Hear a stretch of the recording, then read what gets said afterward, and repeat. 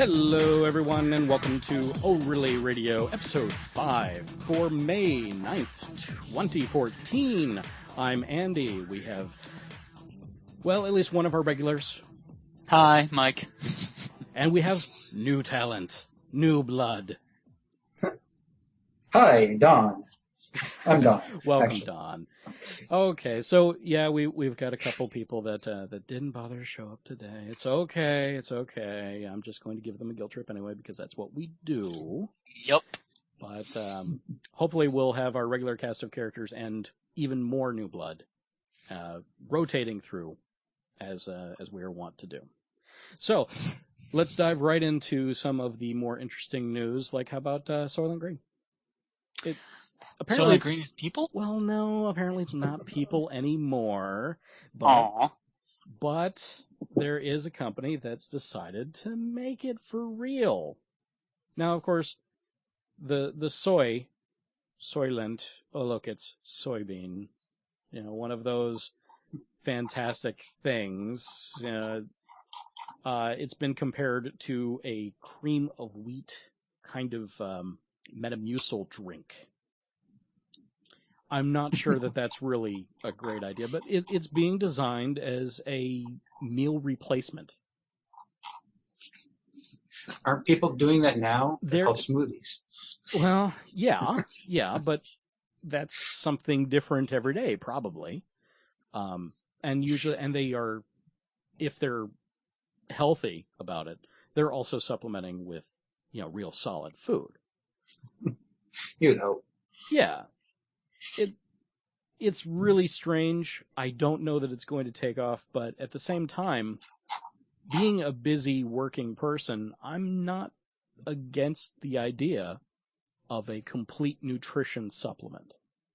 Well, I was going through the article and they had a good point in that, this is not designed to replace everyone's 3-course dinner. This is designed to replace, the frozen burrito that you eat because you've got 10 minutes and you've got 5 things to do in that 10-minute time period, which is a great idea because there are definitely times where you just don't have time to sit down and eat, so you end up eating something crap, and it's not good for you, and this will be better. Yeah, though we already have things like this, like Ensure. But Ensure's disgusting. Well, it depends on who you ask, but yeah, by and large, yeah, it's pretty nasty. Though something known as Soylent, I don't think, and with the consistency of cream of wheat and the taste of Metamucil, that doesn't exactly sound better. Well, it's in the early stages. We'll see how it goes. It is. But yeah, they say that it's not rocket science. It's right here in the article. But nutrition's actually almost harder than rocket science because of how individualized it has to be, because we all have different bacteria, we are each our own weird little biosphere. If anyone who's ever failed their way through organic chem knows chemistry sucks, and all nutrition is applied chemistry.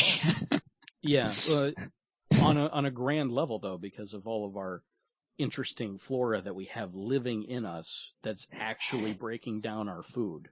Yes, you have things living in you, people. Yeah, you are never alone. But they're supposed to be there. It's okay. Yeah. As long as they're not talking to you. Yeah. Now, it gets super weird when we start getting into things like fecal matter transplants. Ugh. I know, it sounds really super disgusting, and I'm sure that the people that are doing it find it completely disgusting too. But again, that's transplanting the unique bacteria and things from one digestive system to another digestive system. And they're supposed to be there. It's important. Yeah. Yeah. Which is, of course, one of the other interesting product. We've now transitioned into the science portion of this article. Whenever you have all these unique things in your body that are controlling everything outside whatever you can do, the more you put into yourself, it's going to start reacting differently. Some good, some bad, but it's not necessarily going to be the same across all participants in the survey, as it were. Yeah. So, okay, yeah, I'll have this Soylent, 1 meal a day for 3 weeks and see what happens. And, we'll have Don do the same thing. And, your individual results may vary vastly because some people just don't react well to these kind of things. Like some people react differently to different even types of alcohol, like the scotch that Mike is drinking could knock somebody on their butt super fast, whereas somebody that's really used to it, no, it's not going to do anything to them. But if you give them a glass of wine, and they'll start acting all sorts of wacky. It's just that's some weird chemistry that our own bodies do. So whenever you talk about nutrition, you got to consider that your own unique body chemistry is very important and almost absolutely impossible to figure out how it works until you practice. Trial and error. Yeah, trial and error. A lot of trial and error. Anybody has pets?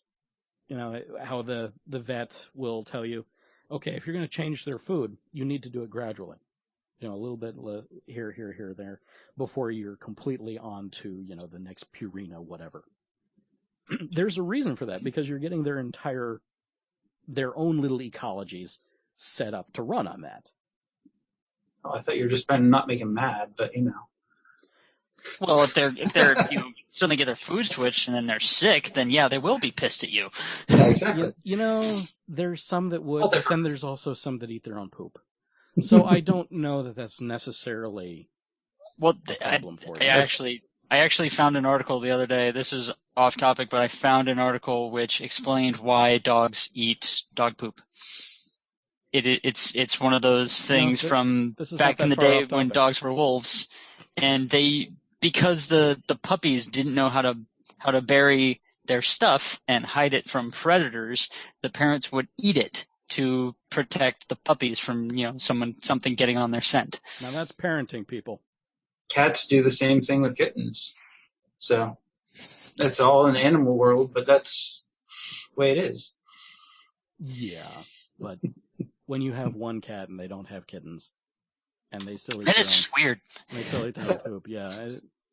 So anyway, proper nutrition is hard, and anyone that tries to give you a magic bullet solution, and I'm not talking about the little blender, because those are cool. Those are cool. But very. But anybody that tries to give you that one shot, everything's gonna fix it. This is exactly what you need forever, and it's a one size fits all solution. Just run away. They're lying to you. Go the opposite direction and don't trust that person. Go to a real certified nutritionist, somebody that's going to actually look at your diet, figure out what you are ingesting, and try to modify it, and slowly. Cold turkey approaches to your own nutrition can be very hazardous. With blood sugar levels and all sorts of these crazy drops. So we don't want to see people die and feel sick, and take care of yourselves, people.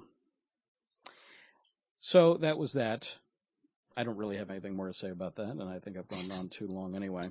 So business as usual. Yeah, exactly. So speaking of things that are food related but not food related, Fox has an interesting take on breadwinners. There was a headline on Fox News. It's a real question. Are female breadwinners a problem? Maybe if you're a sexist asshole like everybody on the Fox News network. there seems just to be saying. Yeah, there seems to be something just really wrong with that question. That it would that it would be asked in the first place. Now, from a purely psychological, sociological perspective, it's an interesting question. Just to give it its due, it's an interesting question. Is there a problem with the matron of the family, matriarch of the family, as it were, bringing in more money than the patriarch of the family? Is there a problem? Or is that just a really unique thing that you need to case by case basis with. Well, American history always had males as the breadwinners, and a lot of people are in the mindset of leaving it as it is. It is that way because it's been that way. Yeah. Well, That's not necessarily a good argument, though. Yeah, that's a problem. If we just leave things the way they are because that's the way they've always been, we'd never have any innovation, and we wouldn't have, the magical computer box and all that nonsense that we have now. Change can be good. Yeah, we do need innovation, obviously, in every level. And, of course, this also comes into play rather adroitly with the whole glass ceiling debate. And how we're trying to get that equal pay for equal work thing going. And, of course, this article is hot on the heels of the House basically saying, no, we're not doing that. Yeah, no. President was all about it. And he probably made a tactical error in basically pointing a finger at the GOP and basically calling them out for being bastards. Well, they were going to be bastards whether or not he called them out on it. They've been doing it for his entire presidency. Yeah. It's like you're not fooling anybody, people. We all know that it's the same 80 to 100 guys voting no on everything just because. And you're definitely not fooling anybody because that's public record. We can just go look and see your voting record. Here in the age of information, when it takes 5 minutes on Google to figure out what the hell you're doing, you can't fool us anymore. Exactly. Yeah, but they can, amazingly enough, which is why we're talking about this because, oh, look, it was on Fox News. The sounding piece, the vocal piece for the Tea Party, essentially. Yeah. I'm not even going to say the Grand Ole Party, which, of course, for those of you that have no interest in politics at all, which I encourage you to at least get some interest in politics because it has an interest in you. Just the GOP is the Grand Old Party, which is the Republican Party. And the Tea Party is really just yet another smaller sect of the Republican Party, a.k.a. the Grand Old Party, a.k.a. the GOP. So now you've been slightly educated. Amazingly enough, we don't have these kind of weird schisms really in the Democratic Party. I'm not sure why, other than maybe the other schism is the independents. That could be it. Because we don't have that many of them, and typically the independents, as my dear mother always wants to point out, they're just Democrats also. She's talking, of course, obviously from a GOP perspective, so obviously everybody, if you're not with us, you're against us, that kind of attitude. Yeah, and if you don't agree with them, then you are wrong, and there's no chance that you could possibly have a valid point. Right, you're a commie socialist pinko bastard. Yep. Loud and proud right here. Yeah. Since some of you may be wondering, I also I lean very heavily towards democratic ideals, but I can be sold on a new idea if it's just good. So a realist. I'm a realist, yeah. And Can we have that party, please? Yes. I'll join. Yeah, but no, they wouldn't be sponsored by any lobbyists, though. Yeah, it's true. I think we have plenty of other parties, but they never get any press. I think it's like, okay, so who are you going to vote for, A or B? What about C, D, E, F, G? There's all these other people, but they never get any press time because they obviously don't think that they are going to make a difference. Well, because there's this huge, and it really is a conspiracy up at the highest levels of politics of continuing to sell the illusion that a two-party system is the only system that works in a democratic nation when every other democratic nation in the world has more than 3 parties. Yeah, and we do, but we don't, because all the money goes to 2 parties, and that's it. Yeah. And money is what makes elections get won. And of course, we're still talking about Fox News. So, just to roll it back to the actual topic as we take a long tangent turn.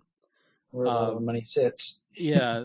So, female breadwinners I don't really see a problem with this other than it's just as Don said, it's the way it's always been. So why would we change it?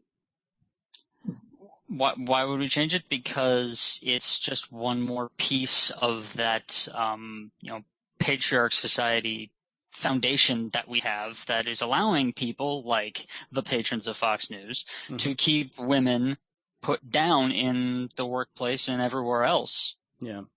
So we need to get rid of it. Now, the other side of this coin is, okay, so you have a female breadwinner. So then that's assuming by that you then have a stay-at-home dad. Possibly. Is that a problem? Why not? Is that a problem? Yeah, but you don't hear them asking that question. No. Well, because men can do whatever they want, remember? This is a patriarch society. Right. Men do whatever they want. Yes. But, of course, the patriarchs are also going to say, well, no, that's women's work. Yeah, of course. They should be at home, raising the young and cooking because if women don't have a place, they can't put the women there, Right. It's just, it all comes back to control. Yeah. Where this whole thing will come to, or should come to, is an equality where either side can play the role that they want to play. If in a relationship, let's say any type of relationship, the woman wants to be the breadwinner and the man wants to take care of the kids, so be it, or vice versa, or both a two-income household. Yeah. Well, that's really where almost all of America has ended up as a two-income household. I don't see any way around it in most cases. Nope.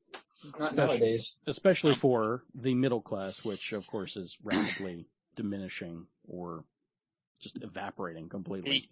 The middle class. Or as I like to call it, upper lower class. Yeah, that's more accurate. Yeah. So I think this just goes to show that Fox News is completely out of touch with actual reality.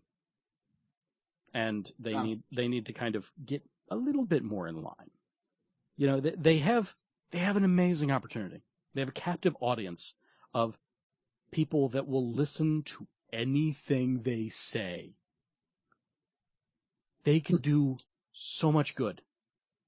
So much good, people. Come on. But see, it's the fact that audience is brainwashed and will do whatever they say. That's exactly why they won't do good. Yeah. They're going to do what's good for them and their checkbooks. Yeah. They're not going to do what's good for the people. Now, good is not profitable. This is of course led into a much more political discussion than I wanted, since this headline was actually in humanities. But you know what? Come on, man! You knew it. You knew what cat you were pulling out of what bag here. Yeah, well, anytime we talk about Fox News, it's going to end up being this kind of thing. So we might as well riff on it a little bit more.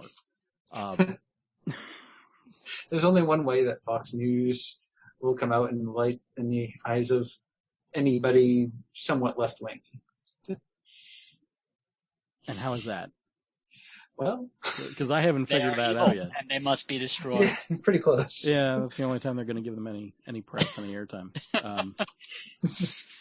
It's just amazing. I've heard some of the insider stories that have come out, and there's a lot of people there that are drinking the Kool-Aid. There are a lot of people that are just all about it.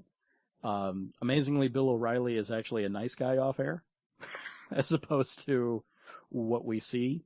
I don't believe it. It's very I don't much, believe it for a second. It's very much a character. This is what I've been led to believe, by some of the outside research. But of course, what he's doing is still damaging, I think, to the world at large. Well, I don't think it really is damaging to the world. It's damaging to America, but the rest of the world kind of looks at America like we're a big joke nowadays. So, and it's because of people like him. They point and laugh at the crazy stunts they do. Yes. It's that, and most of what they see from America is the news and cops. Yeah. Those are the two big things. Maybe some Baywatch thrown in there, but is Cops still around? Yeah, Cops. It's still on. Oh my God. I cut the cord so long ago. I've lost touch with that show. I went over to Singapore a few years ago, and one of the only American shows that was over there playing was Cops. And it's not like old episodes either. It's recent stuff. Yeah, and it was on 3 or 4 times a day. Wow. And I was, jeez. Yeah, and I would catch it. I was working night shifts, and I was catching it in the morning and right before I went to work. Wow. Well, I don't really know what to say about that. That's so disturbing. It is when you see that that's what people think of Americans, or could think about Americans. Because we're really putting our worst foot forward on that one. That really is. I mean, that's almost as bad as the first radio signal that ever left our stratosphere was Hitler at the Olympics. Yeah. Fortunately, the aliens aren't going to understand what the hell that was about, so yep. That's in our favor. And now that I've brought it to Hitler, let's move on. Okay. Once you get there, you need to just drop it and go back. Yes. It's one of those laws. Okay, so let's stay in humanities since we're already also talking about weird politics and things like that. So there was this California Sikh man, Gursant Singh, that he was barred from jury duty for carrying his religious token because the Sikh people, I don't know why it's pronounced that way when it's spelled S-I-K-H, but it's because it's a foreign language. Yes. Be sensitive. I'm sorry, people. English sucks, and that's what you got to really deal with from me. Terribly sorry. But he was carrying a kirpan, and obviously I've probably butchered that as well. It's Kirpan, so go ahead and do your own pronunciation of it. But essentially, it's a small religious dagger. Yeah, they're maybe 4 or 5 inches long. I mean, I know they come in various shapes and makes, and I've only ever seen one of them, and it's this tiny little thing. Yeah, they're gorgeous. They're really an elegant piece of functional artwork, essentially. Yeah, they're works of art more than anything. Yeah. Yes, they have an edge, but they're mostly just ceremonial. However, that edge is kept razor sharp based on their faith. Now, the Sikh have a lot of really intricate beliefs and patterns and rules because that's what you do in that particular faith. You can't cut your hair ever. I can't remember what this dagger is actually used for, but here's the problem. It's that whole religious freedom thing that we've been hearing about pretty much ad nauseum every week for this year. It's really coming into popular culture, essentially. Yeah. You can't bring a knife into a courtroom. That's the law. They do it in other countries. Not in this country. Let's go along in this argument because personally, I think yes, this is one of those very important, freedom of religion debates. But to me, the only reason that it fucking matters is because he's not Christian. Because the Christians have been all in the news about, having, prayer in schools or in, council meetings or whatever and all that nonsense. We've got another article down the road that we're going to do tonight about this very phenomenon. And it's, once again, Christianity trying to put down every religion that doesn't believe the same things they do. Because the instant that someone says, hey, Christianity is taking over this country, they scream about religious freedom. But the instant someone tries to do something that's not Christian, they try to, burn them at the stake. And, other countries, other first world countries, the UK, for example, allows these things in courtrooms, and they have never, not once, had a documented incident of someone, using this as a weapon. It never happens. The supposed threat to safety is non-existent. It's a whitewash. It's a bunch of bullshit. Yeah. Yes. Well, I mean, I'm reading up a little bit on it right now, and basically it's honor, grace, dignity. It's like everything to be good to people, and that's what this stuff stands for. Everything they wear. They wear 5 pieces of 5 articles, articles of faith, and it's all about being a good person and standing up for, say, Wikipedia, who are wrongfully oppressed or persecuted, irrespective of their color, caste, or creed. I think really the big point here is that he managed to get out of jury duty. That's really the story, right? He wants to serve, though. Yeah. And in order to serve, he would have to, because the government is telling him he can't serve with his article of faith, he is being forced to violate the tenets of his faith by the government, and that's a load of shit. There are a lot of more awkward beliefs of faith out there that aren't allowed in common society. This is just yet another of those.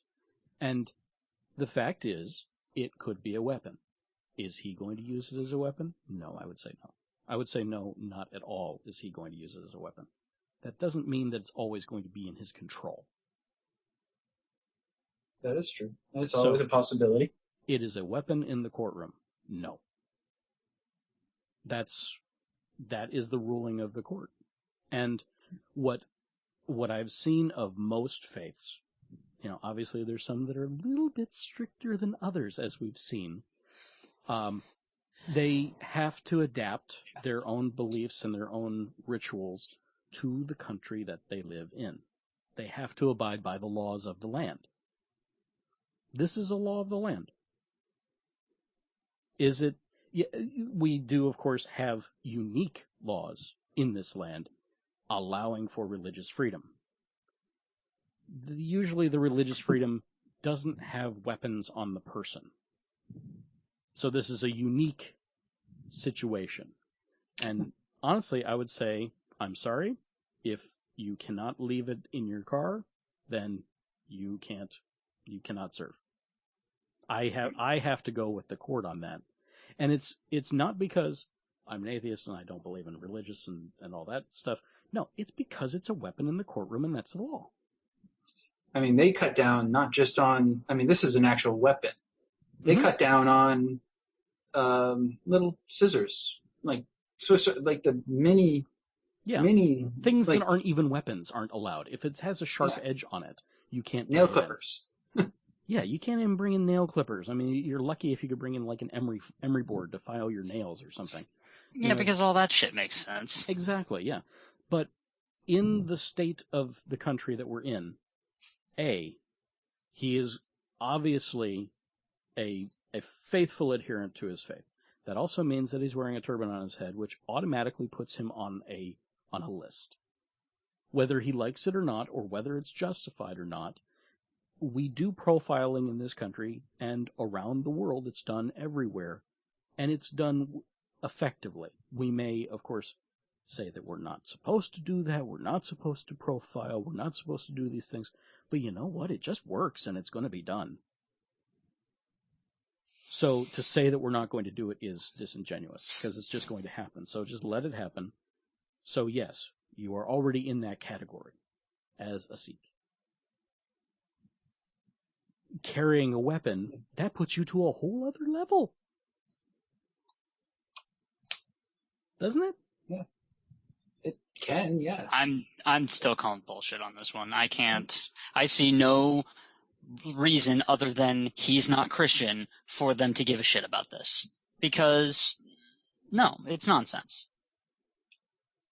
I don't know. I see the court side because they're trying to play safety. If they can't allow any, if they're not going to allow, they're not trying to play safety. I was pulled for jury duty not 3 months ago, and the amount of security they have in those goddamn rooms. If one of us so much as gets up, if we so much as stand up or make a quick move, they've got a guy right there who's got a gun in our face. Mm-hmm. There's no security issue here. There could always be a security issue. No, always. It's a load of shit. Which courtrooms have you been in? I mean, every county has its courts. Every state has its different districts. Every court is different. Yeah. As well. Also, at what point is that religious exception at what point does that extend to larger things? You know, what if you happen to be a Grammaton cleric and part of your faith is carrying around, 2 very heavy pistols? Well, if the Grammaton clerics were real, we'd all be in post-apocalyptia. So, also we'd all be on pro teams, so no one would care. That's true. That's true. Anyway, I really just have to go with the law because if it is a weapon, and if they allow one weapon, then what's to say that they're not going to allow other weapons? And then you start. I know it ends up with the slippery slope fallacy. And all that. That's a completely different argument, because I'm all for an armed society being a polite society because it proves true.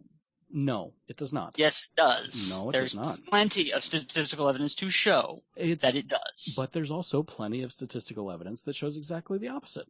No, there really isn't. More crimes have been stopped by an armed bystander than by police interference before the conclusion of a crime. It happens every day, and you never see it on the news. People who save lives because they are a private citizen legally carrying a weapon. If you never see it on the news, then how do you know about it? Because I bother to do my goddamn research, and I don't believe what the big corporations shove down my throat, because everyone knows that all the alphabet soup news networks only show us what supports their policies. Yes, that is true. Also, they're only going to show us. Also, all of these affiliates across the nation are only owned by about 5 companies.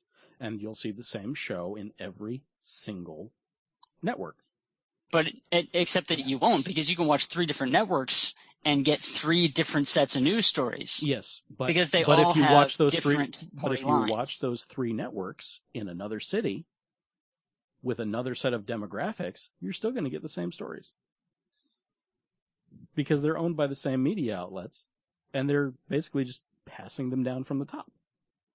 Mm-hmm. It happens. Yeah. You can get the exact same take on the same story, identical story, all across the nation in one day. It's really fascinating because they've done some mashups where they literally will say the same headline over and over and over and over and over. But that's the news, and I guess that's. Isn't that what Reuters is about? Reuters does a lot of that. Associated Press does a lot of that, but a lot of those they never say, of course, where they're getting the story from. Well, they have a media share where they pull everything off of. Yeah, but that's pretty easy to see. So. Yeah, I got some buddies that work in the industry, and it really is that way. A lot of the stories do come down from the top. They have a little bit of leeway in the local stories, like the really local, hyper local stories. But, yeah, if it's a national story, typically it's coming down from the top. Which is just the way it is. Now, I think we could obviously go on and on about this, but I think that really just it's the law, and when it comes down to the people working on the law, the one guy, the security guard at the courthouse, he's just going to tell him to put it away. Put it in your car, you can't come in. Period. He's not going to care about what his religion is. It's a weapon. Put it back in your car. No, you can't come in. No, you can't bring your nail clippers. No, you can't bring your penknife. No, put them back in your car. So, and if he's like 80% of the other Americans, he would bring it just so he gets kicked out, so he doesn't have to do jury duty. Yeah, there's that. Yeah. But otherwise, he could end up being, in contempt of court, and well, at least this story did make the news. But that's the only way that anybody beyond that one security guard is ever going to have any say over it. So, I mean, really, yes, we could argue it, and we could go ahead and say whatever we like. We could make that exception. But as soon as another guy walks into yet another courtroom with it, the guy at the gate is going to say no. So, until it actually comes down where this one exception is okay. Yes, if a Sikh comes in with his ceremonial knife, yes, allow him through. I don't see that happening in this nation. No. They'll say once one exception's happened, what about these other 10 people with their exceptions? And slippery slope. Yeah. And this is one of those cases where that damn argument, it actually does apply. Because it's a lot of horseshit. Okay. Yeah. I'm not budging on this. It's just ridiculous because the only time you ever hear about this stuff is when it's someone who's not Christian. Anyone who has any kind of Christian belief who wants to do something in a public setting, they get away with it all the time. Well, that's because Christianity has been so watered down that nothing that Christianity does is really weird except for snake handling. and even that's like, well, that's just the Pentecostals. We don't talk about the Pentecostals. It's been watered down. It's part of the vernacular, really. But I'm not talking about whether or not we carry a ceremonial knife or not. I'm talking about we'll get to it again. We'll get to it later because we have another article on this. But the whole thing of opening government meetings with Christian prayers shouldn't be happening. Well, let's segue straight to that. So. Which one was that? Yes. Supreme Court upholds prayer at government meetings.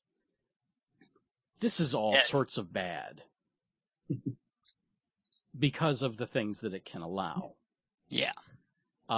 There was an article actually that popped up after I had already put this in the rundown. Let me go find that. But there was an attorney was using that argument in a gay marriage case to uphold the sanctity of marriage based on that decision.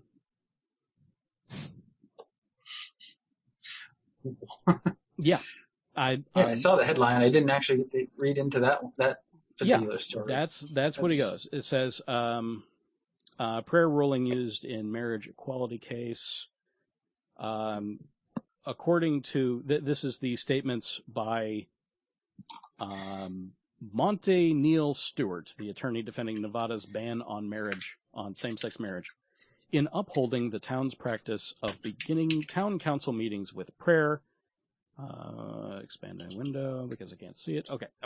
The court made several statements indicating that the First Amendment's Establishment Clause, made applicable to the states through the 14th Amendment, should not be interpreted in a way that renders invalid a practice, like prayer in public meetings, that was well established at the time of the First and 14th Amendments were adopted. So here too, any test the court adopts for determining 14th Amendment limitations on a state's authority to define marriage outright, likewise respect, quote, a practice, end quote, namely the man-woman definition of marriage that was universally accepted by the framers of the 14th Amendment. So he's literally just taking it as, well, the court is setting up the outline of how this is going to be defined as something that was, how it was interpreted when it was in place. They're trying to grandfather it in. They're trying to grandfather it in, yeah. But we don't fucking do that anymore. No, and it should, it's changed all the time. Right, and it should fall on its face, but this is a case where that one ruling has a completely different side effect, where somebody is trying to use it as an opportunity. And then it goes up to the Supreme Court, and lo and behold, we have another 5-4 vote with the conservatives winning. Big fucking surprise. Yeah, this is obviously pretty hotly contested, but so you have a ruling by the Supreme Court that's obviously wrong for the country, really. Obviously. And now what? So the only thing you can do is have another case that's so screwed up that you send it back to the Supreme Court so that a different set of justices, hopefully, can then weigh in on it and then overturn a previous ruling. That's pretty much all we can do, right? Unless I have missed our checks and balances system here. As far as I'm aware, I mean, we have to wait for this conservative death grip on the Supreme Court to be finally broken so we can actually get some real politics done. Yeah. It's... Yeah. It makes my head hurt so much, especially since the argument that this attorney is quoting is from Justice Kennedy, who authored a decision to strike down the very law that was in question in the first place. So he's even taking it out of context for the way the justice had intended. So should his argument actually make it back to the Supreme Court, that justice is probably going to rip it to shreds with his own opinion on it. Well, one can only hope that he won't turn out to be a total hypocrite. Like Scalia, who has been found to write, he thought that he voted one way on something and completely misinterpreted his own previous ruling as justification for a new one. Yeah, you're not fucking fooling anybody, dude. That's called changing your mind. Yeah, it's like, oh, well, let's think this way. Okay, today, no, there's change your mind later. There's changing your mind, which I believe people are allowed to do. And then there's completely fucking up. Yeah. And what he did was he effed it. Because he misquoted himself in the ruling. How do you even do that? By using his faulty memory and not actually going back to the case. Well, yeah, he should ask his staff to do it. Yeah, he really should. That shit's all written down for a reason, man. Yeah. What do you do all day? You listen to people argue and then you go read about it. That's really what you're supposed to do as a justice, as far as I understand. I mean, you write a lot of things, you read a lot of things, and you listen to people argue in front of you, and then you tear them to shreds, and then you move on to the next one. You know, that's pretty much the life of a justice. And you get to wear a nice big silk robe. I'm sure it's very airy under there. Very comfy. Yes, very comfy. They look comfy. They do. Wearing giant silk trash bags.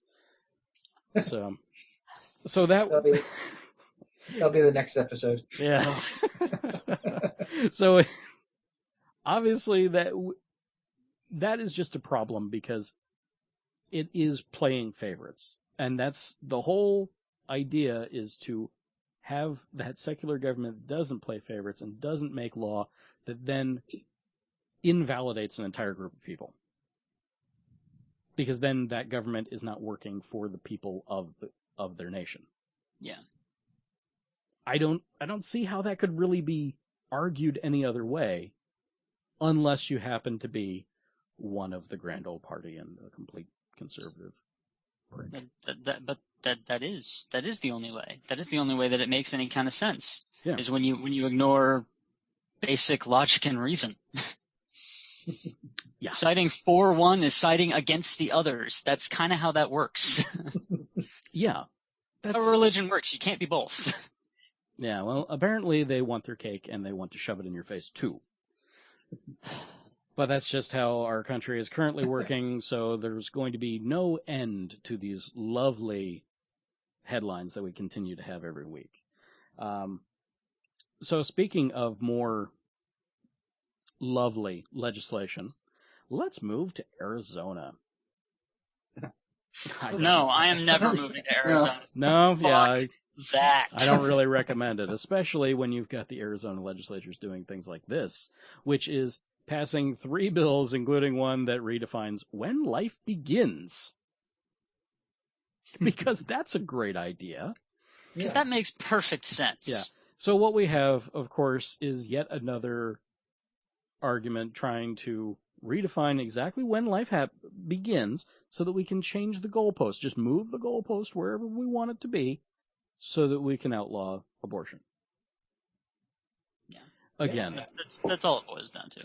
I would point out 2 things that really struck me about this.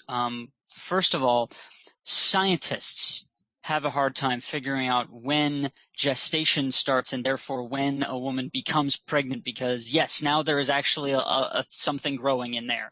Scientists can't figure that shit out. How the fuck can you, an uneducated lawmaker, figure that out? 2, the system they've proposed is basically what doctors have been doing all along. Not exactly. This one's even worse. Because it's calculated from the first day of the last menstrual period of the pregnant woman, which means she might not have even had sex yet. Well, no, but that is what doctors do when they don't have a clear sign. They default back to, okay, this is the last known menstrual cycle. if we can't narrow it down from here, this is our best guess. That's what science does. That's all science is. It's best guess. Yeah. It's this politicians shouldn't be making that guess. No, they shouldn't. That is my point. Leave it to the medical professionals to decide whether or not to use that guess. Because the problem with this blanket statement they have now issued is that when a medical practitioner actually has an idea and can point to a date on a calendar, now the government suddenly says, no, you're wrong. It started here, which is stupid. Yeah. Well, I'm not sure, but I think there was one of these. I thought it was this guy that he was basically trying to say that conception begins before procreation, even. To truly eliminate any abortion whatsoever, because basically you're saying that it's illegal before you even have sex to remove the child. So conception begins before copulation? Yes. So all women are pregnant at all times? Yes. That's fucking retarded. Yes. That would be. Was he dropped on his head as a child? I mean, how did he survive school? I don't know. How does he cross the street? Okay, that would also mean that the removing of ovaries would be abortion. Uh-huh. Well, yeah, but they don't want them to do that either. You're not allowed to eat your eggs harvested. Yeah. Well, no, I'm talking that could be taken all the way through something that saves somebody's life. Yeah, no, they don't want to do that. You're not allowed to. She has ovarian cancer. Don't care. Can't do that. That's what they want. They want death sentences, but not to the child, because the life of the child matters. The mother, on the other hand, fuck her. We don't give a shit. Yeah, I saw today actually. There was an article. Well, not an article, but a presentation on the Young Turks, which is another one of those lovely new media outlets, which is completely YouTube-based. I think they do have a couple other channels and apps and things like that for streaming. But their main anchor basically took this on of, is abortion wrong in the Bible? And he read off, I think, 8 different passages directly from the Bible indicating that a child less than a month old is worthless, completely worthless, not even counted in censuses. You can't get anything for them, like if you were selling your child, which is, of course, in the Bible, you can do that. And, of course, you can get so many shekels for them. It's in there. Well, I mean, it makes sense. As you always point out to me when we have these debates, that so much that has come from the religion was just a manner of, teaching people how to deal with just life. I mean, the whole reason you had to slaughter a fatted calf was to teach people how to grow and how to selectively breed good cattle. That whole mess. I still think a nice farmer's almanac would have been much handier. For things like that. We can have that debate another time, and we will, guaranteed.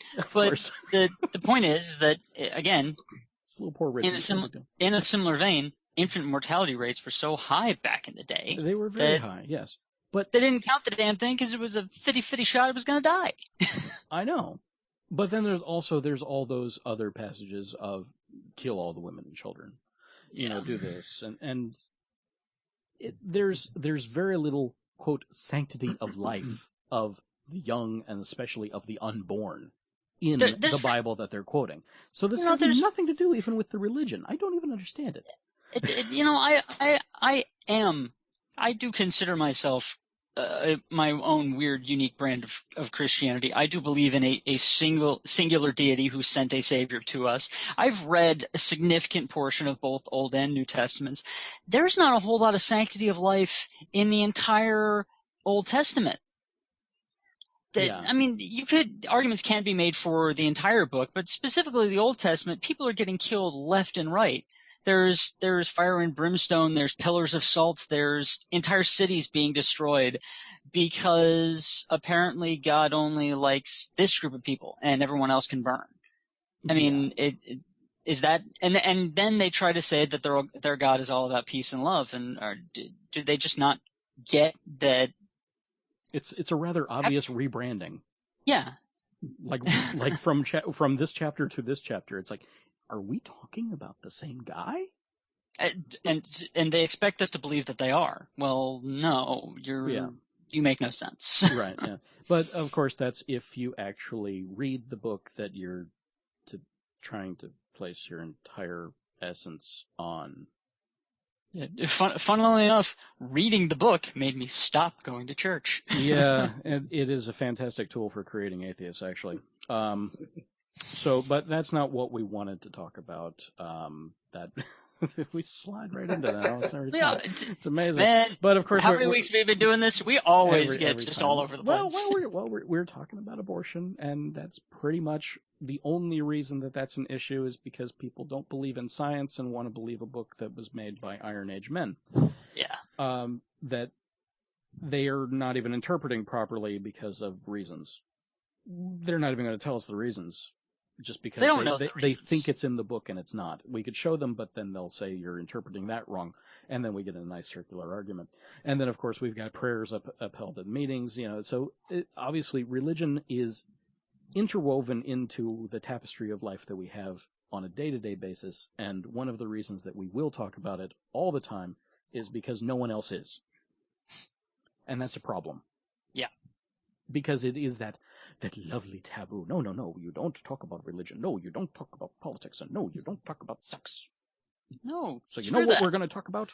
Religion, politics, and sex. All the time. In fact, I think we just did in one article. We did, and it was awesome. We hit every lovely taboo subject that your grandmother never wanted you to talk about at the dinner table. Fuck you, Grandma. We love you. But seriously, fuck you. Yeah. You're 2 days before Mother's Day, so. Yeah. Hey, I love my mom. I didn't say nothing about my mom. Well, mothers, and if things go well, mothers end up being grandmothers too, and things like that. I'll deal with that. I'll cross that bridge when I come to it. When I say grandma didn't want you to talk about it, well, that was just kind of based on on her own year, and when grandma was herself and being brought up. And anyway, yeah, so we'll go back to Mad Men at some point and really discuss about how accurate things are. So let's change tact here. Let's talk about something a little more up. Like, what do you guys like? I like books. I like audiobooks. And I've been listening to a lot of them. You like bad horror movies? I love bad horror movies. Oh, I've got plugs for this, but you go with your books. You've got some good ones. Okay, I got two, and then we'll go on to other things. There's one of my favorite authors. His name is Bill Bryson, and he's a United States expat living in Britain for like 40 years, and I think he's finally going to get citizenship and things like that and be there. But in that time, he's written some really great books, and one that I believe everyone should really read is A Short History of Nearly Everything. I know it's just a small book, right? Short History of Everything. But it really takes you from the interconnectedness of our life and how science has influenced us from A to B to C to D, and really built upon itself over and over. And it's built for the layman to look at things and expand your world, even by looking at things around your house. It's really just a remarkable tome of knowledge. Some things you might actually disagree with, and perhaps rightfully so, but it is certainly one tacked on it, and it's worth the read. I did the audiobook, and he reads his own stuff, and he does have a nice melodic voice that perhaps you shouldn't be in a car when you're listening, because he might lull you to sleep. However, the subject matter is entertaining enough that he's going to keep you awake with that, because your brain's going to be buzzing. It's good. That's the only time I listen to books. Yeah. And I drive a lot, so I listen to a lot of books, so you're gonna hear a lot more reviews on books. Like the next one, which is from Lawrence Krauss. Lawrence M. Krauss, he's a theoretical physicist and one of those people that's actually working on quantum mechanics and trying to figure out the origins of the universe. So he's also a geek, and a serious geek. So he wrote a book on the physics of Star Trek. Yes, and it was fantastic. I made Mike read them because I'm glad you did. I'm trying to get Lawrence Krauss to be kind enough to come on the show and actually give us a little interview, because he's working on a few things that I think just need a little bit more. They need a little more exposure, and I'd love to talk to him, because that would just be a real highlight of my year. Warm fuzzies? Yeah, total warm fuzzies. Unfortunately, he did completely blow up the whole transporter. It does not work, and it never ever really will. You know, I had a feeling that it was impractical. I never realized just how impractical it was until he walked us through it. Yeah, and he does. He walks you through all the physics of these little things. And you really don't need to know a whole lot about science. He'll explain it and make it understood. I happen to have a big science background, and there are still things that I have trouble understanding. The way he explains it, you get it. It just makes sense. It's next on my list. It's good stuff. It's really good stuff. Okay, so those are my picks. What do you got? Okay, I gotta plug these two. Like I said, bad horror movies. Just terrible, terrible pieces of film. They never made it to theaters, but you still love them. You can't help but enjoy every minute of it. This particular movie and its sequel, it's called Grave Encounters. It is basically, it's shot, it's one of those found footage style shots, but not so jerky and terrible that you're going to throw up like Blair Witch Project. Yeah, I'm looking at you. It follows this group of paranormal investigators who are doing this, reality show about, they go and explore haunted locations and try to get proof of ghosts or whatever. And they get to this one place, and it turns out, well, this one's real, and bad shit happens. And both Grave Encounters and Grave Encounters 2, the sequel, they are both found on Netflix instant streaming. I know, I don't know if it's on any of the other ones, but I know it's on that one. It's a grand old time. There are some legitimately good scares, but it's mostly just campy and fun, and I highly recommend it. And that was Graven Encounters or Grave Encounters. Grave. Okay. Grave Encounters. All right, we'll have we'll put those in the show notes here too. Yeah. So you too can enjoy some horrible B movies. So that was one. You got another one? Let's see. What else I got? You said you had two. I was going to say I could mention another bad B movie that's been actually going around. The people at my work have been talking about because they're coming out with a sequel. Oh, it's Sharknado. Oh wow! They're making a Sharknado 2. Amazing. That one I haven't actually watched that one yet. I tried, but you can get most of it out of you can get most of it out of the trailer, and by the time you watch somebody shoot a shark like 5 or 6 times with a shotgun and it not move, but then in the next scene of the trailer they show somebody shooting sharks out of the sky with a 9mm. Where you shoot them and they fall. Yeah, what's going on there? Yeah. Something's okay. Here. Actually, I do have one more. This one's actually I think a legitimately good movie. This is one of those hidden gems that I found, at 4 a.m. watching random movies on Netflix. It's called Apartment 143. Apartment 143 is what this movie is called. Again, it's on Netflix instant. And it's another horror movie. Paranormal investigators go into this apartment and try to help this family deal with this haunting that they have. And this one is, I actually thought that this was a legitimately good work, and I'm sad that it didn't make it to theaters. It was fantastic. It is foreign, but it is all in English. You don't have to watch it in subtitles. I don't actually know where it was made, but it is a foreign film. But it kind of made its way over here under the radar, so it's definitely worth a watch. All right, so Grave Encounters and Apartment 143. I'm not going to put Sharknado down as a go watch. No. I actually have a serious one. We actually watched it last night. It's actually a book turned into a movie. Actually, it was a movie. It was a book I listened to a long time ago. It was one of my first audiobooks. It was Odd Thomas. Odd Thomas. By Dean Koontz. They came out with a movie apparently last year. I just saw it on Netflix last night, actually. The first time I'd seen it on there. Huh. And it was actually fairly true to the book. One movie that's somewhat true to a book.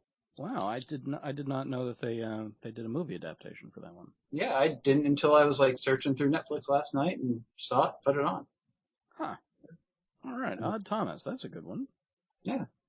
Did you have another one, or I don't need to. We don't need to do two. I just did two. No, that was my one for now. Okay, and Grave Encounters has a Grave Encounters 2? Yes, it does. It has a sequel. It is equally campy and enjoyable. Okay. Grave Encounters. All right. And some of you are now seeing the group chat there because I'm pasting these into the show notes as we speak. So awesome. So we should have some interesting things there. Good for sponsorship. Come on, sponsor the show. Speaking of sponsoring the show, if you do actually like what you're hearing, go ahead and go back out to the show page and go hit the donate, and go out to our Patreon page. And if you see value, go ahead and pay what you want. I don't think you're probably going to, but hey. I got to put it out there because you just might, and that would be fantastic. So, also, we have added a lot to the page. We also now have a phone number, which is 470-22-6759, or 222-ORly, ORly. Call, leave a voicemail, tell us what you think, and we'll play it on the show. Within reason. Try to keep it short. If you have a question, we'll answer it, etc. If you have some other criticism, we'll address it. So let's see. Okay, back to the news. Let's see. We only have a couple more stories that I even wanted to touch on. Back to politics, because that's the only thing that was interesting this week. And we're going to talk about the FCC and net neutrality, something that is, of course, allowing this show to even go out on the airwaves, such as they are. Yeah. And it's near and dear to my heart because, of course, I'm in the telecommunications industry, so I'm in IT. It's one of the things that I do. And this huge coalition led by all the heavy hitters.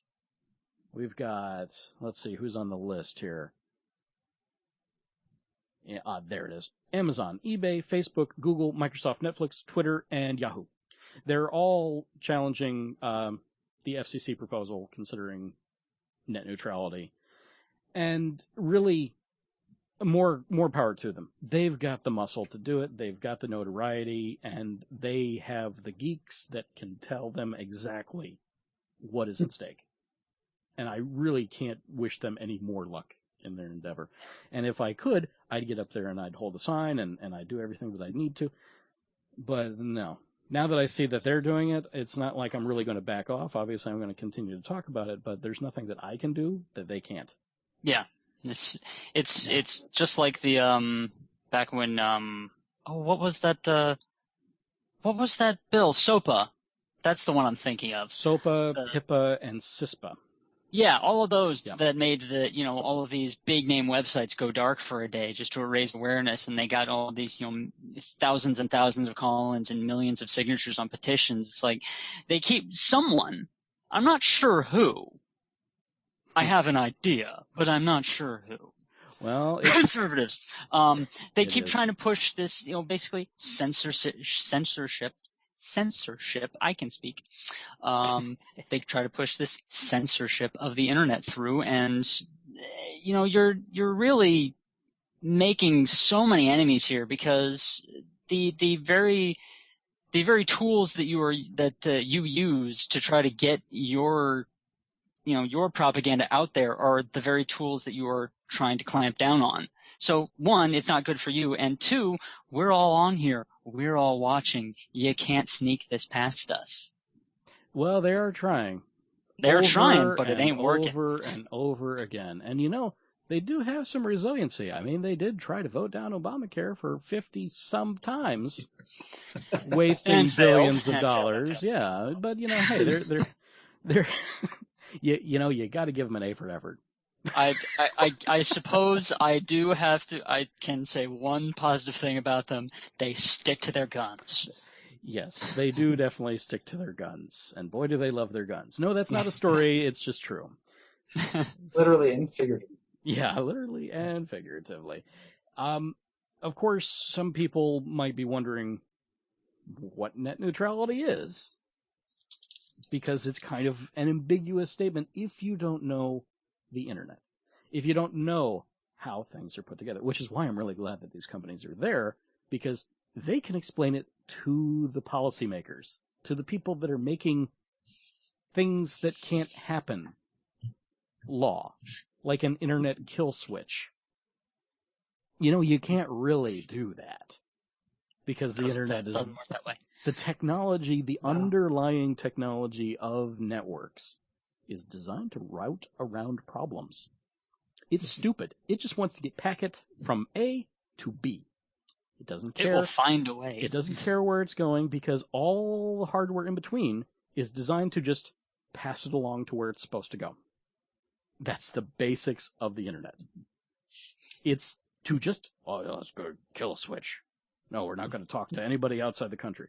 You can do that. You can close off other countries, because obviously we've seen Turkey do it, we've seen Iran do it, we've seen Egypt do it. It can be done, but the reason it can be done on those particular networks is because they have country-owned and operated ISPs. Yeah, it doesn't really work here. They don't have Comcast. They don't have Time Warner. They don't have AT&T and Sprint or whoever they are now. They don't have those. All these other carriers that access backbones and have their own backbones and their own interconnects to other countries. You can't really do it in this country. You could, and there's, of course, bench warrants and things like that that would make certain companies comply. And, of course, with the national security letters that the NSA has been carbon copy with, because they've just been putting them everywhere. Yeah. We're going to give you an order, and you have to do it. And by the way, you can't tell anybody that we told you to do it. That would even though everybody knows. That would be what that means. Even though everybody knows, we all find out about it. Yeah, well, we all find out about it eventually, and usually that's when we have to have people like Edward Snowden out there that are basically going to just tell the truth, and to hell with that, because it was the right thing to do. Yep. Of course, we could talk about that, but we're not going to talk about the Snowden leaks and all that this time. We'll wait until that comes up in the news again. Because it will. Yeah, because it will. But again, the whole net neutrality thing is preferential treatment over networks, essentially. And really the problem here, again, is that people don't understand the way the internet is formed, the way it's connected, and the way it works. Because you have big carriers that have big networks. Because anyone that is on an ISP, that ISP is a network. So any traffic that's routed from Joe's house to Frank's house, if they both have Comcast, that traffic technically never leaves Comcast. It is all on that internal network. However, if they're going, and really this is all about Netflix, because Netflix is more than half of the internet traffic at certain times of day. Yeah. Netflix is taken off so far. They're outdoing MMOs. They put World of Warcraft in the dust. It's been years now. Oh yeah. There's nothing that competes with the amount of Netflix traffic. Not even YouTube competes with the amount of Netflix primetime traffic. It's ridiculous. So what Netflix has done is they've had to get peering arrangements where they will actually, and it's interesting. Again, it's preferential treatment, and someone having to pay for more bandwidth into a network to give them preferential treatment, to prioritize their packets from A to B. So it's just paying for that kind of special treatment. And what we want the networks to do, what we want the Comcasts to do, and the Time Warners and the AT&Ts, and Verizon's another one of the big ones.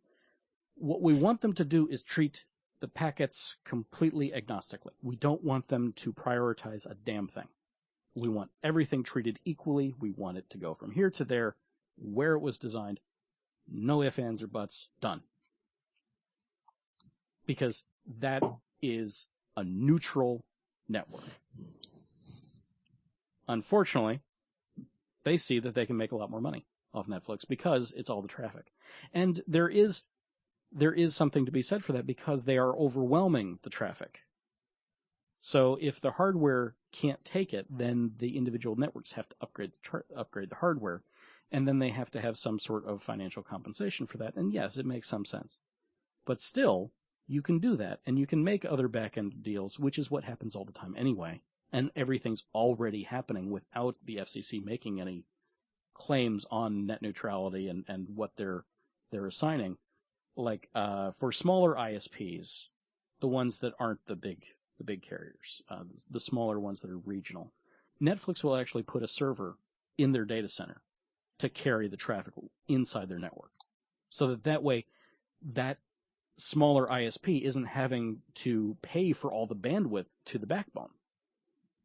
So it's basically like a central, they're called content delivery networks, or CDNs. So if ever you've looked at some of the traffic that's coming into one of your web pages or anything, you might see CDN blah, FCD or whatever, the content delivery networks have the bandwidth to deliver up the media as quickly as they can to everyone.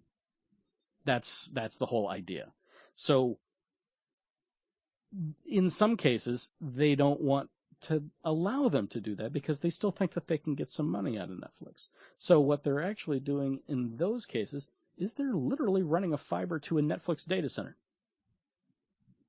So directly connecting now Netflix network as opposed to allowing them to put a server inside their network. I'm not sure it's really a bigger difference, but I'm sure that it allows them the same kind of functionality at a different pay rate, I guess. So that's what's happening with the Netflix and net neutrality, and it's weird. But really, if they start to allow for faster lanes of traffic based on prioritization, then they can leave you where you are. Imagine being on a 56K modem still, and you just would continuously have to pay and pay and pay and pay to go up to higher level bandwidth that is now what is necessary to run the internet. So if these things happen, that's going to become more and more commonplace. And the traffic to places like YouTube, to places like Netflix, is going to suffer because of all these little deals that affect the consumer, but we have no say in it. So we want them to have neutrality. We want the internet at large to be like the highway system, where it's all just available and everything is treated equally. It gets from point A to point B. They're open roads. That's it. And fortunately for the consumer, in this case, it is actually good in many ways for the businesses to side with the consumer. Because if they start setting up these, pay for better bandwidth setups, well, not everyone's going to be able to afford it. So all these businesses that depend on traffic to make their money are going to suffer because people aren't going to go as often. And that's bad for their business. So sure, they're being just as greedy, but at least in their case, their greed is on our side as a consumer. We would like to think that. We would like to think that. I don't think it's necessarily the way it pans out, though. Because they have it's better than nothing, because like you said, we have no fucking say in this. Well, we so have no say in it because they have monopolies over areas. Yeah. Yeah. And that's the other problem, is that you don't have an option if you want high-speed internet in many cases. Yeah, you could go with DSL, but is that really fast? No, it's not really fast. No, I mean, it's crap. Everyone knows it. Yeah, but of course they're still trying. So, and the government made all the ISPs run fiber. However, by law they all had to run fiber. The problem is that law didn't make them use it. So it's made them run it. So it's there, but it's what's known as dark fiber. There's nothing on it, which is why Google was able to come in and buy some of the dark fiber, and they're lighting up cities with gigabit internet. Oh, I can't wait till they get here. Yeah, I don't think they will. I hope I can dream. A man can dream, Andy. They're selecting some very interesting places, but really, the end all be all is that the FCC and the government at all needs to regulate it as a common carrier, where if you need it, basically it turns it into a more regulated service where it is open. It's treated like a highway, essentially. Well, of course, these analogies that I use, pipes and highways and things like that, they fall apart as soon as you actually put traffic on them, because bits just go. A bit is not a truck. Well, I mean, there is some point to it where all these highways are now turning over to having a fast lane, where if you pay, you go faster. Yeah. So, I mean, there's legitimacy to that. Yeah, it's one of those issues that if you don't dig into it and actually care about it, you're not going to understand. Yes, you're still going to be able to get out to the internet. Things are still going to function, but you're going to be in the dark about how it's actually functioning. So these companies that are out here, they're fighting for a reason. These are big companies. They're big internet companies. They're out there for a reason. Take notice. Educate yourselves. You may not be able to do anything, but eventually some of these things are going to end up on your voting ticket, and you need to know where to vote for it. I say vote for net neutrality. Don't do preferential networks if at all possible. It's better for everyone. So that's my soapbox. I didn't really mean to monologue on that one quite as much as I did. But I can't say shit. But it happens. I wanted to talk about it, so I did. Did you have anything on that, Don? No. Okay. Sorry. I'm silent. Sorry, I just railed on it. I'm sorry. I just caught myself on it. Today was a big day in solar energy history. I suppose a big day for solar energy history. The president got up on a soapbox and talked about it for a while. I didn't get to read that one, but I did see the press announcement prior to that. And lo and behold, they've put solar panels back on the White House. I say back on the White House because they were put up by Jimmy Carter once upon a time, 1979. And then as soon as Reagan took office, they were very silently taken off. Well, in the government, it's not done right until it's done 3 times, so have one more time there. One more administration, yeah. You just don't understand how true that is. As a former government employee, I say so. It's shocking. Oh wait, we're talking about power. It is shocking. Buzz. But the president is definitely all in on the alternative energy, and of course that makes everyone that has oil stock mad. Yeah. Those of us who have a little bit of solar stock that was in the tank, happier because now we're not as in the tank. But and anyone who understands that some resources on this planet will one day be gone is happy, because the sun's going to be there for a few million years, so we don't really have to worry about that running out. Yeah. Of course, really, the problem is, and it's interesting because I actually heard one of our good show friends, Bill Nye, say it. The problem is that it's not that we're going to run out of fossil fuels, because we're not. We're going to continuously find more, and we're going to continue to make things more efficient. We're not really going to run out, most likely.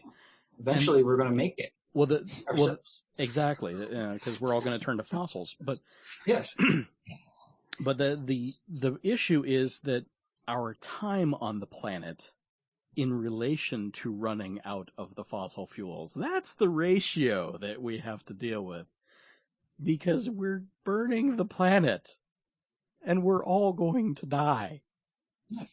We're all going to die, man. We're all going to die before we run out of fossil fuels to kill ourselves with. Yeah, the planet won't die. The planet will be right here, and we won't be. Yeah. That's pretty much it. The planet is stuck in its essentially Newtonian orbit. It's not going anywhere. It is a Newtonian orbit. Essentially, depending on whether or not you really dig into the quantum. Anyway, read that next book. That's what I'm talking about. Yeah. It's a problem because we're cooking ourselves, and no one on that has the constituency that they do wants to buy into it. Because regardless of what you will see again on Fox News, 99% of the scientists in the world say that global warming is a thing. Is it? Oh my God, we're all going to die tomorrow? No. We're talking, but it is an issue. 999 papers to 1. Yes. That's the kind of ratio that we're talking about. Yes. And in the scientific community, that basically means that everyone agrees. As far as scientists are concerned, there is no dissension because the evidence is so overwhelming. Yes. It is a preponderance of evidence, as they say as well. And, okay. You put carbon into the air. We have maps of this. If I start talking about it, it's just going to be another hour. The point is, it is a thing. It is something we should be concerned about. We should be planning for the future, not necessarily for our future, but the future of our children and our children's children. You would think people would give a shit about that. Yeah, the wise man is unconcerned with getting shade from a tree that he plants. Yeah. Yeah. But it seems that we have some very myopic people. They have no concept of the time beyond their own stint in office. And that's bad. They see green. It's not the plants, but they see green. Exactly. Yeah. There was some politician that was saying, talking about somebody that was on one of those ecology boards and say, yeah, that person really leans to the green, and I'm not talking trees. It's like, aha, yes, I think I know what you're talking about there. So really, just to reiterate, oh, look, global warming is real. We are literally cooking the planet. And solar panels are a good thing. Let's do it. Yeah. And sure, there are arguments to be made about, well, you're burning all the carbon in order to build the solar panel. Yes, that is a short-term solution, and then the solar panel is going to be in service for much longer, and it will eventually go to a carbon negative solution. And that's really what we need to come up with, is carbon negative, not carbon neutral, because we've already passed the tipping point. Yeah. Now, what's the tipping point, Andy? Well, we've put so much carbon into the air that there's no turning back. The problem is it's going to continue to warm the environment. It's going to continue to warm the biosphere, and the deep sequestered carbon, and sequestered carbon is any carbon that has basically not been reburned. So if it is in an area where the carbon no longer affects the atmosphere, so trees that are at the bottoms of lakes, for instance, that would be considered sequestered carbon. If it's a giant pool of oil somewhere, that is sequestered carbon because it's not affecting anything unless you take it out and burn it again. That's what we're talking about. So there are pockets of the carbon, which when we're talking about carbon, it's also carbon molecules, not like carbon diamonds or anything like that. It's literally the molecular carbon, which includes any fossil fuels, including natural gas. Much of the natural gas that we have on the planet is underneath the seabed. and is cold. So it's there for a very long time. And the oceans are an amazing thing. Surface ocean temperatures can rise and fall pretty regularly. It's the larger bodies of water that remain relatively stable. And as the atmosphere continues to warm, we have the oceans are slowly absorbing that heat, very slowly absorbing that heat. And as they do, of course, thermal cycles, they're taking it out of the air. So when people are saying, well, I don't know, it still seems pretty cold to me during the winter, it still seems pretty hot to me during the summer, all this, they're not taking into account the larger biosphere. So the oceans are slowly warming, and we're talking tenths of degrees, but that's all it takes to make that's all it takes to kill things like plankton. Yeah. And we need plankton. Plankton's important. Yeah. But as it goes up, the sequestered cold carbon that's on the seafloor and buried throughout is then released, and it bubbles up. And as that bubbles up, it enters the atmosphere. Like the And frozen, it gets hot again. well, the frozen nitrogen and everything down there, that could be fairly dangerous. Exactly. So as all of that is bubbling to the surface and entering the atmosphere, it is then we've tipped past that point where the things that we have done, unless we are sequestering more carbon, is going to just, even if we didn't do anything, the world will continue to warm. Literally, yes, if we shut down every plant that we have and shut down every car and killed every cow that's farting into the atmosphere, it would still start tipping. The reaction will continue on its own. I would also like to point out, for those of you who didn't pay attention in science class, that on a geological scale, because for the planet, tens of thousands of years matter. We have been on the planet for such a short time that it's basically the blink of an eye for the Earth. Yeah. On an Earth scale, we just got out of an ice age. We're supposed to be warming up. Technically still in one. Yeah, we're supposed to be warming up. This is natural. The problem is we, by being stupid humans, have accelerated it. It's heating up too fast, and this is bad. We are essentially terraforming the planet. And not in a good way. Unintentionally, of course, yeah. If you've been keeping up with Cosmos, one of the more recent episodes was talking about ethyl ether being put into the air from, lead being put into the atmosphere and poisoning us all. And that was just in gasoline because it was an additive to prevent the knocking of pistons. We have unleaded gasoline now. You might have seen that on a gas pump or 20. But I bet you nobody knows the reason for it, except for the three people in this room. Maybe a couple other people out there. I really hope some other folks out there. Yeah, but essentially there is no safe level of lead in the human body. Lead is simply a poison. It's just not supposed to be there. Yeah, it does bad things because, again, of the chemical makeup of lead. It interrupts neurons, it mimics other proteins and things. And it's just bad. It's very bad for us neurologically. And we, again, like the internet, we're designed to kind of write around problems, to just route around them and not have these issues all the time. We have error correcting systems within us. It's a marvelous thing. However, at some point we reach a saturation and then we go mad. That's why we don't use lead in glazing. We don't use lead in paints. We don't use lead anywhere. Solder. No, we don't use it in solder anymore either. well, some places still do. But they're not supposed to be. In the United States Navy's defense, those are in very specific cases where it is, in fact, it's very important to be using leaded solder for the circuitry involved. There are cases in which this is important, but you have to be careful. Yes, and in those cases, you're using hazardous equipment procedures to handle it. You sure are. Yeah, because you are in full PPP. You better believe it. Because it's bad. It's bad super bad. Yeah.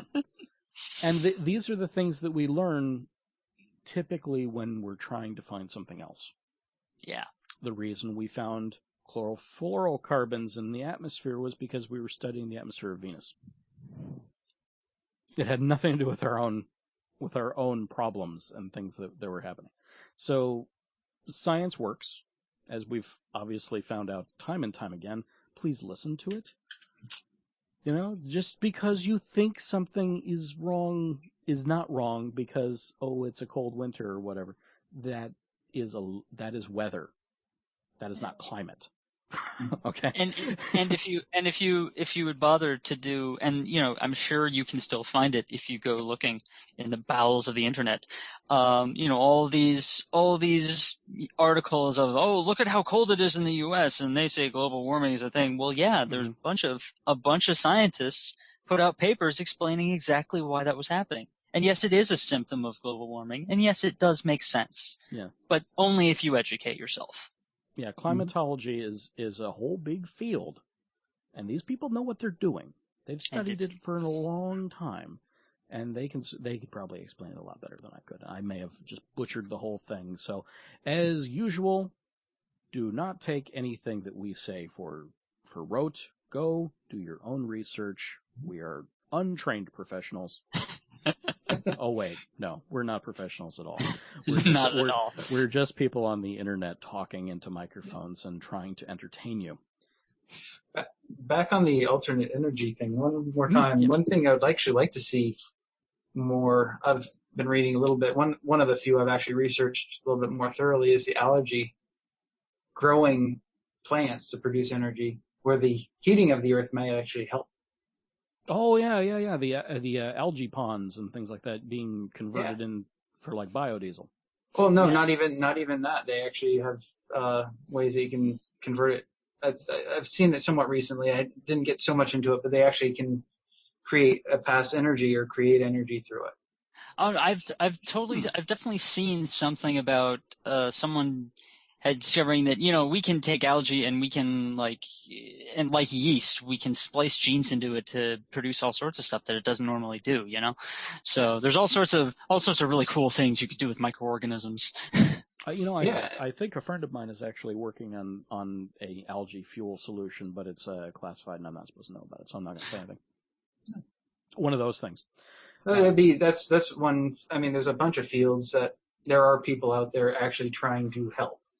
There's just a lot more people with more money that are trying to hinder, which has always been the case so far. There are a lot more people, a lot more idiots with microphones than just us, that are out there spouting bad ideas and bad science, and really trying to convince you that they're right. Mm-hmm. Sure, we're obviously trying to convince you that we're right too. But at the same time, we're telling you to go learn for yourself, and you sure as hell won't hear them do that. No, it's definitely a different tack. The research is there. It's not popular. That's the problem. It's not popularized. So what we're trying to do every week, popularize science just a little more. It's cool. Science is cool. Science is fun. Yeah. Science gives you your computer box. It does. It gives you all the things. It really does. It gives you all the things. The things and the stuff with the Twitter and the Facebooks. Yes. There's so many reasons that we could go into for why you should love science. So many. But we've already gone long. In fact, I think we're at our 90-minute mark, which seems to be our sweet spot. So, do you guys have anything to plug? Not this week. I'm sure I'll have something for you next week. All right. And of course, we're going to have a lot more interesting stories. Assuming that the planet continues to spin and go around in its predictable orbit, then yes, all the news will still bring up some interesting things through the week. And we'll bring them to you here on ORly Radio. So, please participate. We are now streaming live on the webpage. You can see our mugs and get to hear all the, we spent like an hour just trying to troubleshoot and make things work today. And just, going back and forth trying to make things work. A lot of behind the scenes stuff in the pre-show. Fridays, 9 p.m. go to ORlyRadio.com, and you'll be able to watch on the live stream and also participate in the IRC chat. We haven't been active in that because, oh, look, nobody's there except us. Well, there is Jimbo. Who's Jimbo? Hey, Jimbo.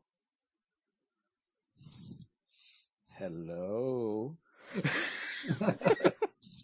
I didn't even see Jimbo there. Jeez, I guess I need to look at the thing. I didn't even think we had an audience. Wow, that's lovely. Well, it's a unique experience for us to be aware that we have a follower, that we have someone listening. There's somebody there saying something. And live, no less. Oh my god. And laughing.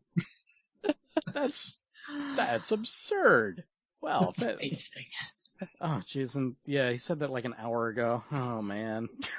I feel like a bad host now. Oh, well, thank you, Jimbo, for listening in live and at least trying to participate. That's our bad for not noticing you. We'll do better, we promise. Yeah, we're still new at this. Come on, it's only episode 5. By episode 10, we'll at least know what the hell we're doing. Sure. Right? That was totally convincing. No, not at all. Okay, well that's part of the fun. Well, thank you very much for joining me, and well, thank you. I've obviously run out of things to say. So let's just cut it right here. You all have a good night, folks. Bye, everybody. Good night.